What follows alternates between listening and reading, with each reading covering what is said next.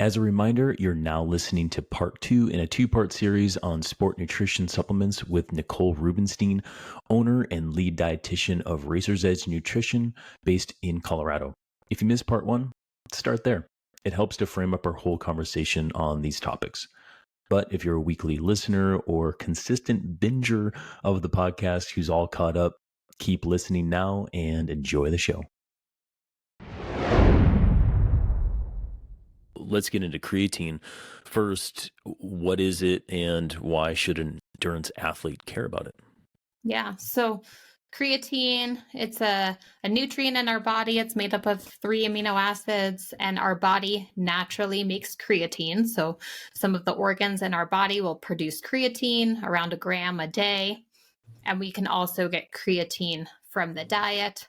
Similar to beta-alanine is coming from our animal proteins, meat, poultry, fish, and the typical American diet might supply around 1 to 2 grams of creatine per day. Gotcha. And how much creatine should be coming into the system? If the typical American diet has 1 to 3, what's the recommended that athletes are getting? So there isn't necessarily a recommendation for how much to be getting from the diet. But when we look at dosing protocols for creatine, if we were not loading, it's around 3 to 5 grams a day. So it seems that if we were to add 3 to 5 grams per day from whether it's supplement or diet, there's going to be improvements in the creatine level in our body. But if you were to consume an extra 3 to 5 grams a day from meat, you would probably be doing more harm than good, because right. I'm pretty sure eating 5 pounds of meat a day just isn't good for you. Yeah, I mean, there's probably some people that would enjoy the first day or 2 of that, but I would imagine it would get old after a while, and it certainly seems like it's detrimental to overall health. So, absolutely. Yes. Yeah. Okay, well, since we're into dose a little bit already, 3 to 5 grams maintenance, is there a loading phase for creatine? It's optional. So Okay. If you are in a rush to increase the creatine stores in your body, you could do 5 grams 4 times a day. So that's 20 grams for 5 to 7 days. So about a week. And that will increase your creatine level in your body. Most of my athletes, especially an endurance athlete, is not going to use a loading phase. They're just going to start it and stay on a maintenance dose. And that will do the same thing as that loading dose. It'll just take a little bit longer. So it might take 4 weeks as opposed to 1 week to get to the same level of creatine in the muscle. Okay. Well, so you mentioned, so we talked about dose before, are there any benefits for the endurance athlete? And you mentioned you have some endurance athletes taking it. So let's talk about the benefits. Why should an endurance athlete be taking creatine? What do they gain from it? And then we'll get into potential side effects later. Yeah. So I think it's first important to think about what creatine is actually doing, how it works in the body. And it provides a fuel source for very high intensity but short duration exercise. So we're talking less than 30 seconds. So think about what you might do from an activity standpoint that would be maximal effort but less than 30 seconds. So this could be strength training. Right. It might be intermittent sports like a soccer player, where they're doing these short sprints and they're doing them over and over and over.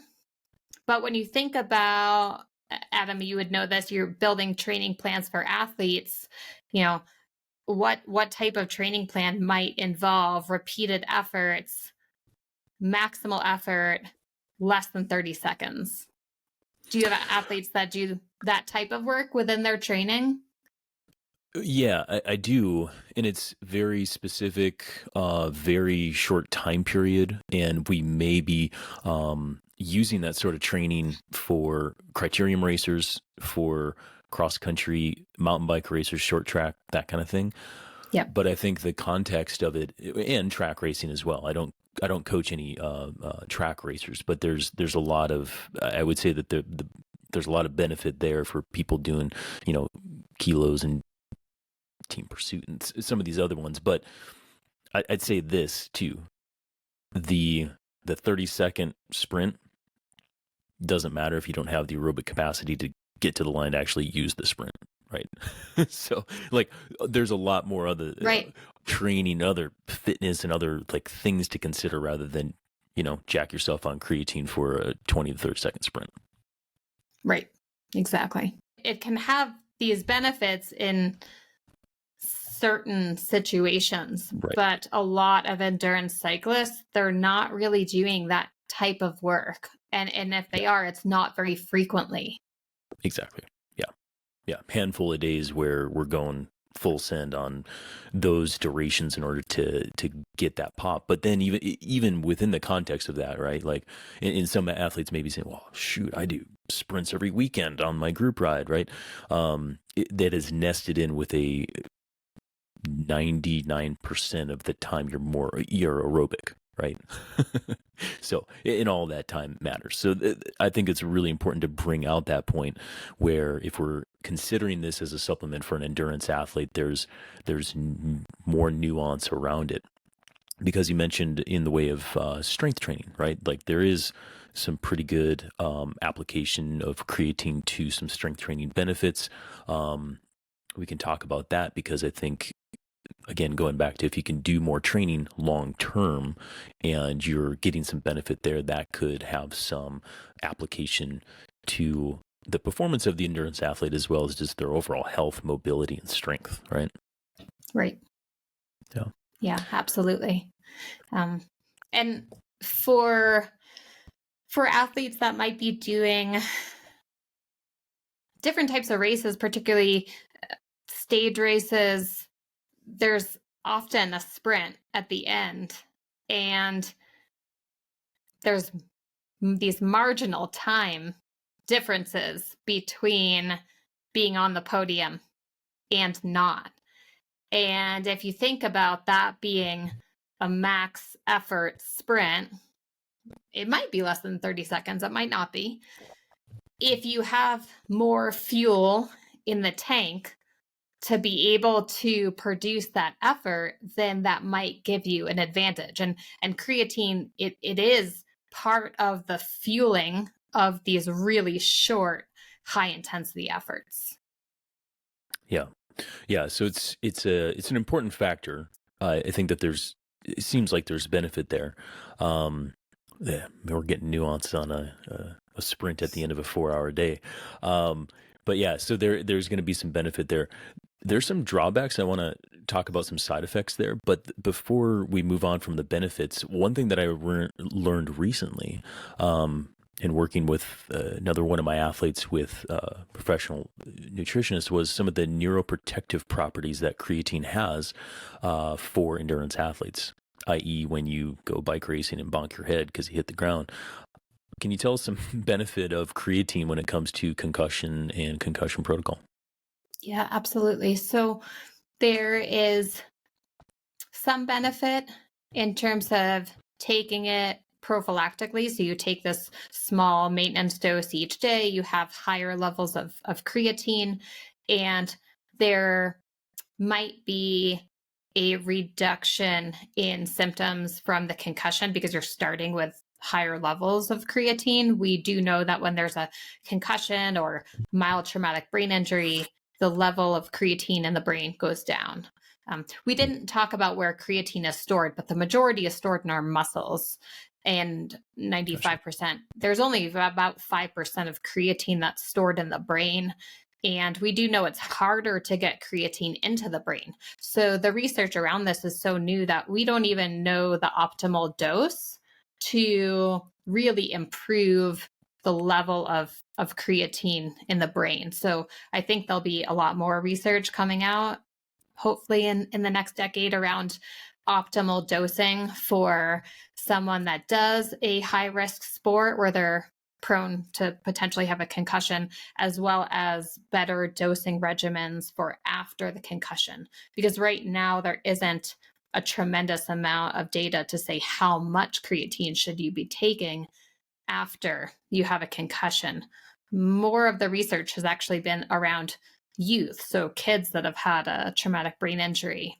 And there's been a couple of good papers that show when you provide them with creatine after the head injury, their hospital stay is shorter, their time in the ICU is shorter, their symptoms are lessened as a result of providing creatine. So, and I know the research is limited here, but kind of the context or the role of creatine in the brain, I would imagine that it's the brain using ATP for a fuel source and creatine providing that phosphate to regenerate ATP. Is that correct?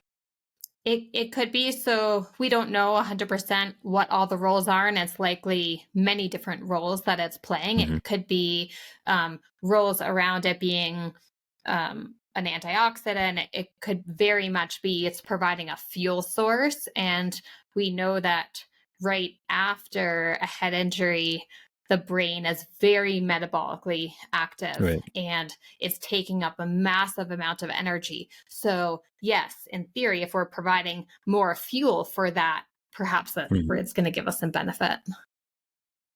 Interesting. Okay. Well, I'll keep my eye on the research for that, but I think that does have pretty sizable implications for endurance athletes in the way of like prevention and recovery from concussion. So I wanted to mention it, and yeah, thanks for providing more detail on that.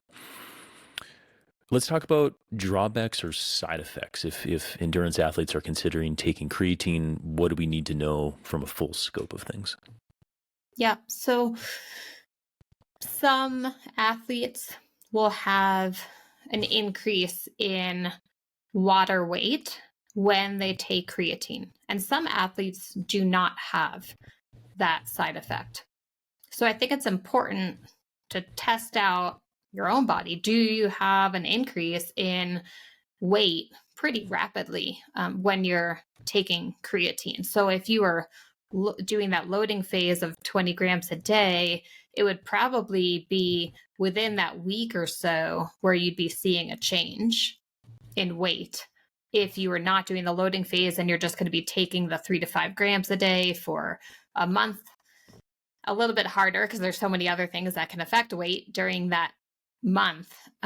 But assuming you were doing everything else the same, you could see, is my weight going up? Do I think it's related to the creatine? It could be anywhere from 2 pounds up to maybe 7 pounds of water weight. And of course, for any cyclist that's going to be doing climbing, that's a huge concern for them. And I think that particular side effect has prevented a lot of endurance athletes from taking creatine. Who wants to carry an extra 5 pounds of water weight up a hill? Any benefit that I'd be getting, remember the benefit's only in that really short maximal effort. Is that little tiny benefit going to outweigh the fact that I just had to do 2 hours of climbing with an extra 5 pounds of water weight? Most likely the benefit is not going to outweigh the cons. So everyone's a little bit different in terms of whether or not they have any increase in water weight from the supplement, and you won't know until you try it. Gotcha. So to that water weight, so you gain some weight rapidly. I'm guessing that is primarily water weight. Your body's holding on to it. If you go on maintenance dose, or if you just stop taking creatine, does that water weight flush from the body, or if you're doing maintenance dose, does your body hold on to that? So there's less likelihood, I think, for people to have the weight gain when they're doing the lower dose for a longer period of time. Mm-hmm. I think how that weight gain changes over time will be different for everyone, because there is a bit more evidence around the water weight gain happening early with this big loading dose, less of an issue if you're doing smaller doses over a longer period of time. And then for some athletes, it can take a little while for that water weight to go away after they stop the supplement. So if you were going to be using it and you're concerned about climbing events that you have, it would be nice to know how long is it going to take from when I stop the creatine to be able to lose that water weight. And that's really individualized. So if you could try that in the off season and have the answer to that question, it's going to help guide your dosing protocol for the season. Yeah. In the way, because we mentioned consuming a lot of animal products in order to get some of this like natural creatine, so therefore supplementation is pretty good. In the way of like a vegan or a vegetarian, what are some of the concerns or benefits around creatine? Should a vegetarian, in your opinion, be on creatine from that standpoint if they're an endurance athlete? And is it safe for vegans and vegetarians to consume?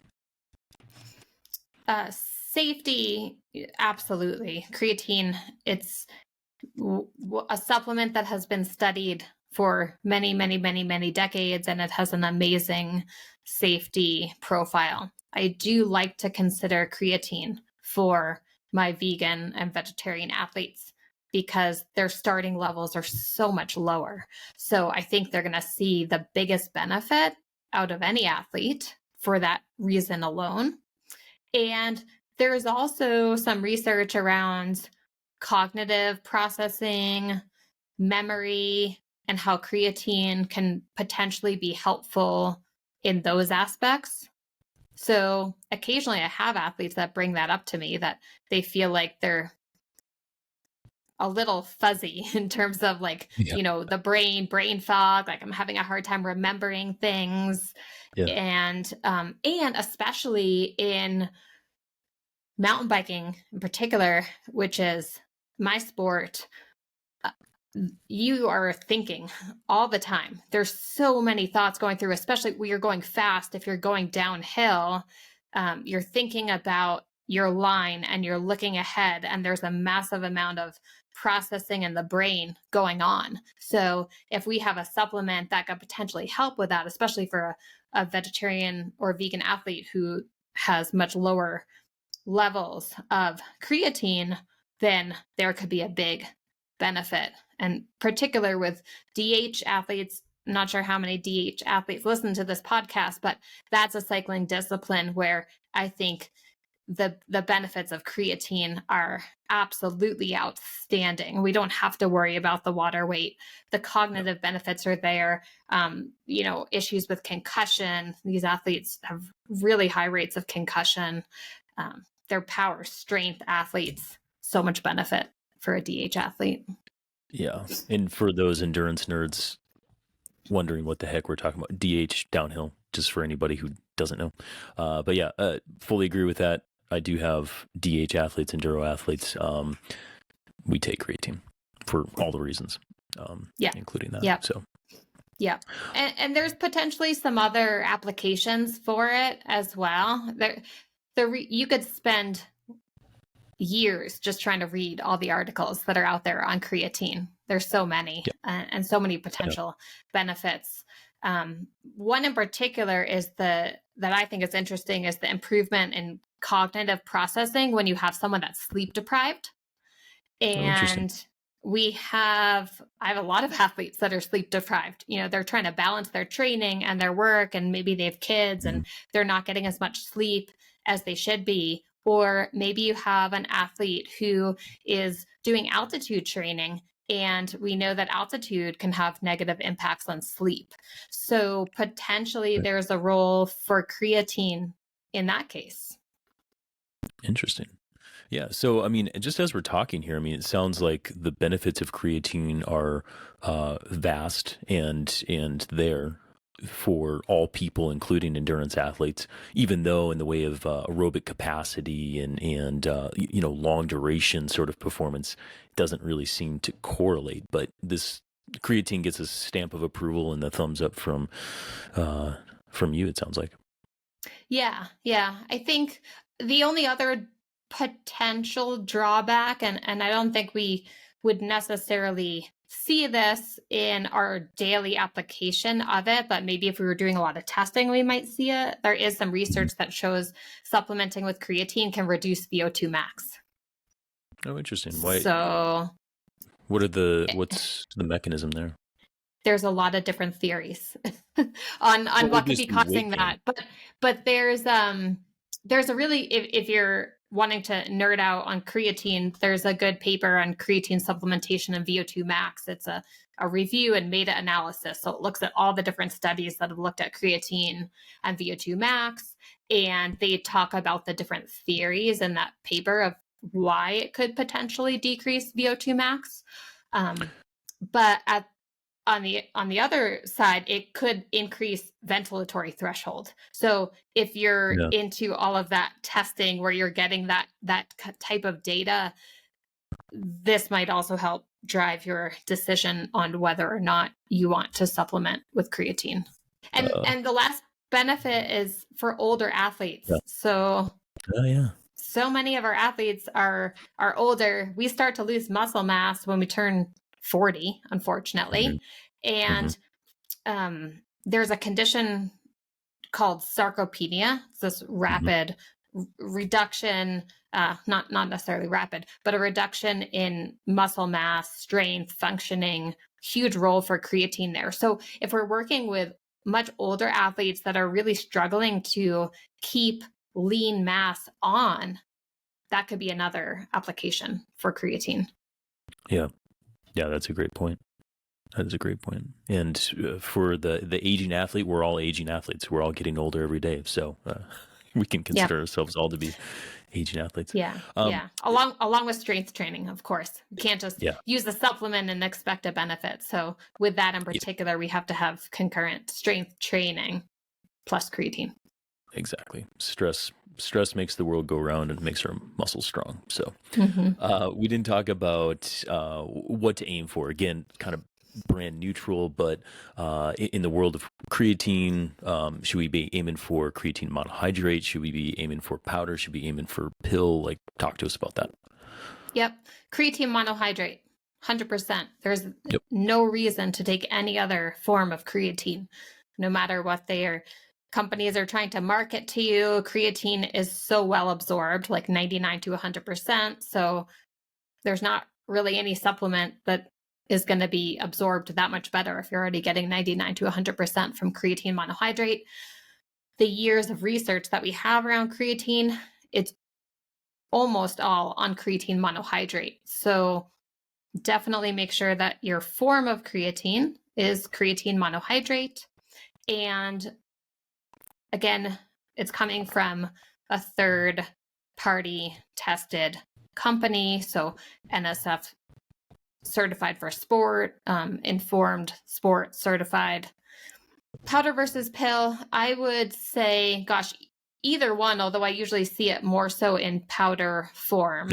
And it's pretty easy to take. You can mix it with anything. It's a little bit gritty. So if you just mixed it in water or juice, it'll settle a little bit on the bottom. And so you take it and you might end up with a little bit of grittiness in your teeth. Not a big deal. Just take another swig of water and wash it down. Or you could mix it with a smoothie, a recovery shake, something like that. I think if you're an endurance athlete that is taking it, I might consider taking it after the workout. And many of our athletes are using some sort of recovery protein carbohydrate shake after their workout to help with both muscle recovery as well as glycogen storage, and creatine can help enhance glycogen storage. So there's another little benefit for creatine in our endurance athletes. So you just talked about hitting that quote recovery window, taking it along with things. Would you say that creatine is also optimally absorbed if you take it with carbohydrate? Yes. Okay. Yeah, it will get taken up more so into the muscle if we take it with carbohydrate or carbohydrate and protein. Anything that's going to raise our insulin level is going to help bring creatine into the muscle Yeah. better. Okay. Yeah. And then lastly, I was just thinking too, like if you try to take 20 grams in pill form, you'd just be taking a lot of pills. Right. And it should be spread out anyway, but yes. Right. Yep. Lastly, I'll say on this too, again, like, we don't have sponsors or anything like that, but the NSF, is super important, third-party reviewed. And I'll small plug for Thorne, because I do believe they seem to do a very good job of that. That's like their thing. Am I correct in that, Nicole?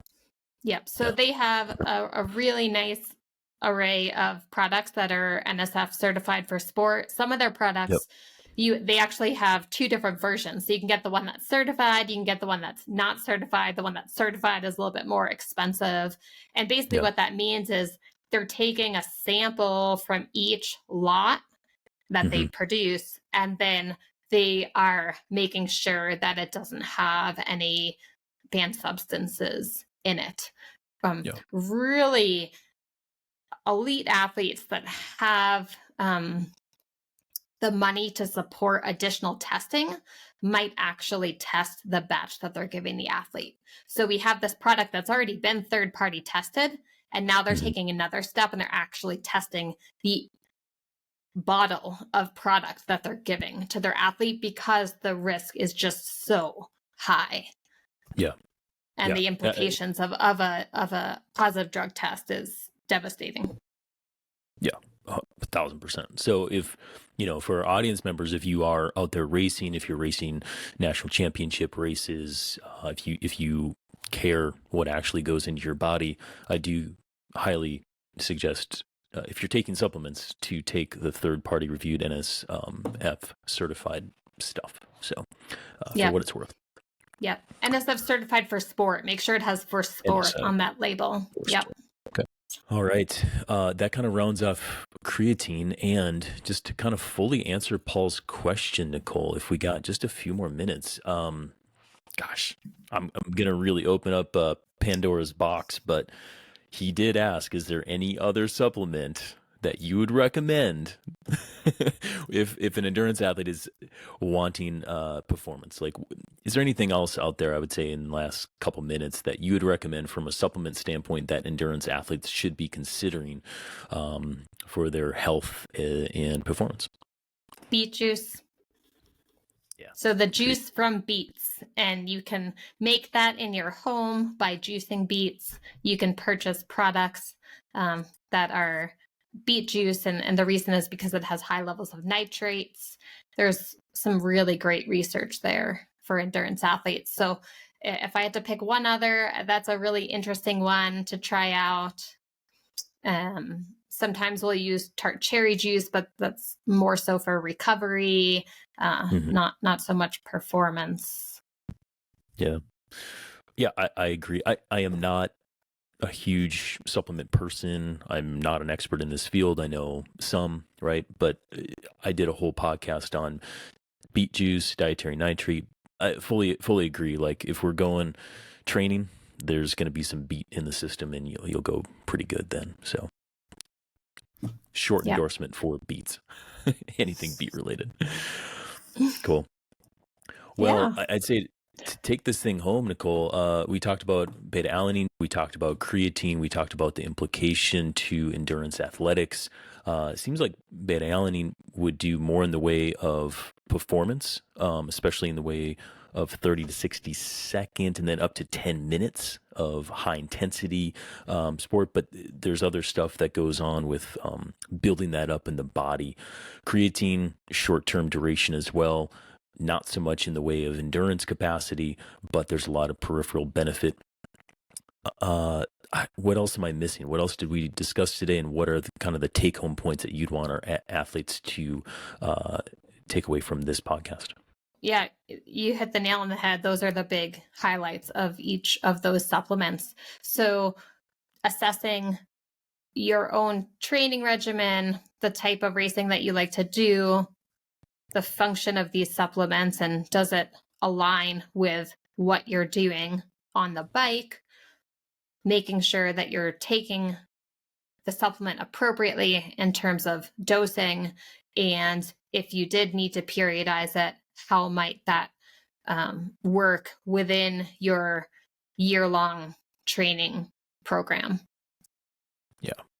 Yeah, excellent points to kind of like not only fully optimize training, but also keep the health factor in mind too, because again, there's pseudoscience out there. There's a lot of BS, in other words, and so we don't fully know the ramifications of long-term dosing with a lot of this. I'd argue with creatine, we actually do have quite a bit of knowledge on that. However, I think with most things, including macronutrients, I mean, cycling stuff through is very healthy for our human bodies as we're matching energy, intake to outputs in the season of life, the season of training. So I think cycling these things through, never really taking something full on all the time, is also really good advice. Yeah. Nicole, thank you again for joining us. If our audience is like mind blown by your mind in what we shared today, can they reach out to you? Are you taking on clients right now? How does that work? Yeah, so we are taking on clients. I have a whole team of dietitians that work for me, and they're all wonderful, and they each have different specialties. So when someone reaches out, cool. I like to try and pair them up with a dietitian that I think is going to be the best fit for them. But of course, some people have a preference as to who they want to work with, and so they might request that. My email is Nicole, Nicole, at racersedgenutrition.com. You can also check out our website, racersedgenutrition.com. And we work with athletes from all over. So we primarily do telehealth and Zoom-like visits with our athletes. Gotcha. No, that's great. Just like coaching, then where you pair it with the right person and have an individual consult or a whole program, it sounds like. Yeah, everything is really individualized because, as you know, everyone's needs are so different. And so we value that and really try and make sure that whatever that athlete's need is, that is what we're focusing on. They're not just entering into some static program. It's all one-on-one individualized services. Yeah, that's definitely the way to go. So Racer's Edge Nutrition, check them out, everybody. And definitely if some of this resonated with you today, and if you want to go deeper on what some of these supplements or other supplements or just general nutrition means for you and how to individualize it into your training block, go see Nicole and her team over at Racer's Edge Nutrition. Thanks, Adam. And yeah, no, thank you so much. And we'll put your email into our show notes, as well as some research and links to beta-alanine, creatine, some other stuff. So Nicole, thank you so much for joining us on the Time Crunched Cyclist podcast. You're welcome. Thanks, Adam.